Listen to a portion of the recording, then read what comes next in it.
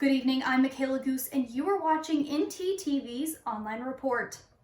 One of the 4 former Minneapolis police officers involved in George Floyd's death has been released on a $750,000 bond.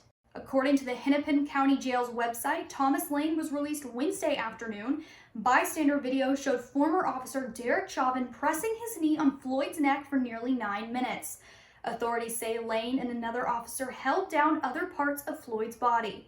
Chauvin stands charged with second-degree murder, while Lane and 2 other officers are facing charges of aiding and abetting second-degree murder. Lane's attorney says that during the arrest, Lane repeatedly asked Derek Chauvin if they could roll Floyd over onto his side, but Chauvin declined. Lane had been on the force for 4 days before Floyd died. Pressure is mounting against President Trump to respond to the growing demand for police reform. White House aides are currently working to lay out the next steps for President Trump. President Trump will host a roundtable on race relations with law enforcement officials and faith leaders.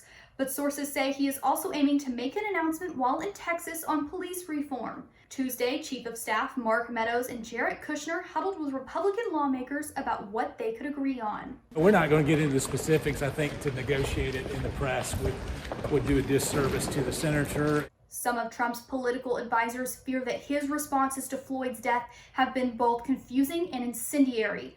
Polls now show him trailing former Vice President Joe Biden, which has caused a lot of alarm in the Republican Party. As national cases of COVID-19 surpass 2 million and deaths surpass 112,000, the Metroplex continues to see a rise in COVID-19 cases. Yesterday, Denton County reported 1 new death and 40 new cases, while Dallas County saw 252 new cases. Tarrant County saw 166. Starbucks is continuing to adapt to the COVID-19 crisis. They announced yesterday that they will be closing roughly 400 stores across the United States and Canada in the next 18 months. Starbucks says that it will simultaneously be adding carry-out and pickup locations. The company said that almost 80% of its transactions at nearly 15,000 stores are on the go. Starbucks estimates that it earned $3.2 billion less in revenue in its third quarter. Starbucks has confirmed that 95% of stores closed in March have begun to reopen. And NASCAR is banning all Confederate flags at their events. In a tweet Wednesday, the organization said the flag runs contrary to its commitment to providing a welcoming and inclusive environment to all fans. The policy also prohibits Confederate flags at NASCAR properties.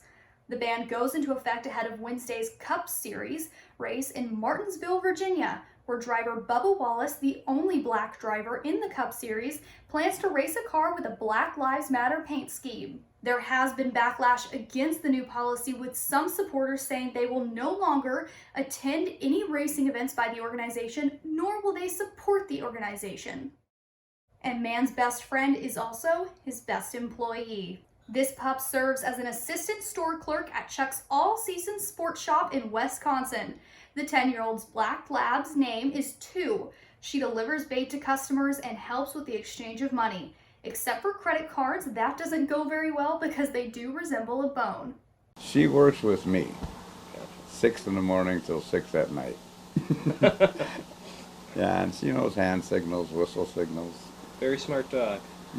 Well, she's got a very smart trainer. Store owner Chuck Griggs is a Vietnam veteran. They did have to close due to the coronavirus, but they've recently reopened.